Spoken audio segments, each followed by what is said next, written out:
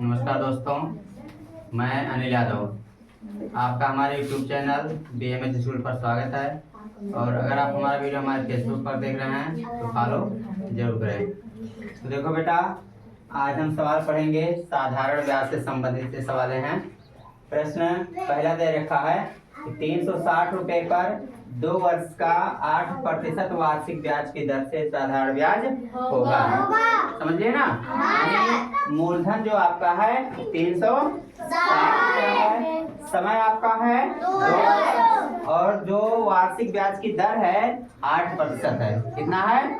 8%। समझिए, यानी 8% मतलब कि 100 रुपए पे 8 रुपया, 100 रुपए पे 8 रुपया। तो मूलधन आपका दे रखा है, कितना दे रखा है? 360।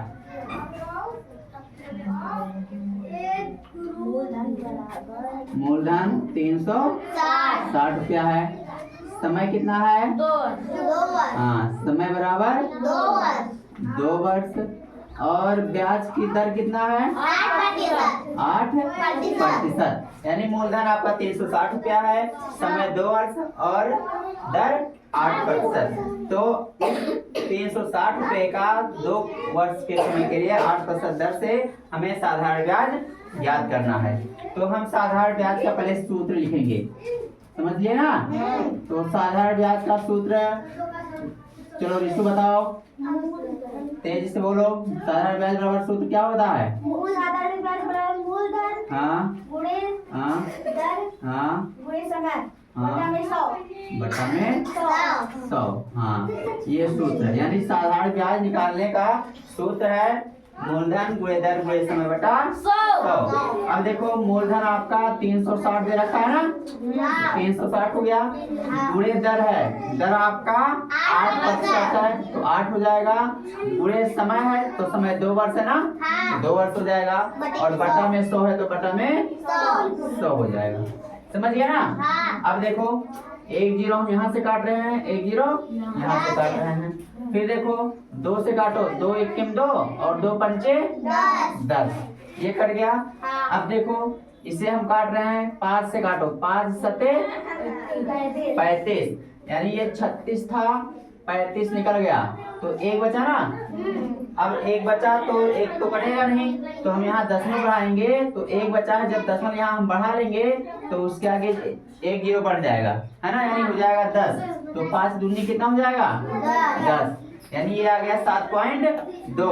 अब 7.2 गुणे 8 है, यहाँ 8 बचा हुआ है ना, तो 7.8 को हम 7.2 को 8 से गुणा करेंगे तो 8 दूनी 16 के 6 हासिलाएं 1, और 8 सते 56 और 1 हासिल कितना हो जाएगा? 57। 1 अंक बाद दशमलव लगाए ना, 1 अंक बाद दशमलव लगा देंगे, यानी 57.6। यानी ये आपका क्या हो जाएगा? साधारण ब्याज 57.6 रुपया, ये आपका आंसर हो जाएगा। दूसरा प्रश्न देखो, दे रखा है, दिया है 1250 रुपए पर 4 वर्ष का 14% वार्षिक ब्याज की दर से साधारण ब्याज तथा मिश्र धन ज्ञात कीजिए। यानी इस वाले प्रश्न में साधारण ब्याज भी पूछा है और मिश्र धन भी पूछा है, समझिए ना। तो मूलधन आपका है 1250 रुपया, मूलधन 1250 रुपया है ना, तो 1250 हो जाएगा। समय आपका है 4 वर्ष, समय कितना है? 4 वर्ष। और ब्याज दर कितना है? 14%। हम पहले साधारण ब्याज निकालेंगे। साधारण ब्याज और मिश्र धन दोनों पूछा है, तो हम पहले साधारण ब्याज निकाल लें। तो साधारण ब्याज बराबर क्या होगा? हाँ, मूलधन गुणे दर गुणे समय बटा 100। अब देखो, मूलधन आपका 1250 है, दर आपका 14% है और समय है 4 वर्ष, बटा 100 है तो बटा 100 कर दे रहे हैं। अब देखो, 1 जीरो यहाँ से काटो, 1 जीरो यहाँ से काट दो, और 5 से काटो, 5 दूनी 10, और 5 25 से यहाँ 125, 5 25 से यहाँ 125, और 2 1 2 और 2 दूनी 4।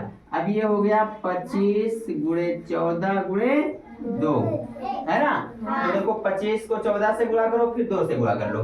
तो देखो 14 पंचे 70 के 0 हंसलाएं 7 और 14 दूना 28, 28 और 7 35, 28 और 7 35 गुणे 2 है गुणे 2। अब 350 को 2 से गुणा करेंगे तो 2 0 0, 2 पंचे 10 के 0 हासिलाएं 1, 2 2 3 6 और 1 हासिल 7। यानी साधारण ब्याज आपका कितना आ गया 700 रुपया।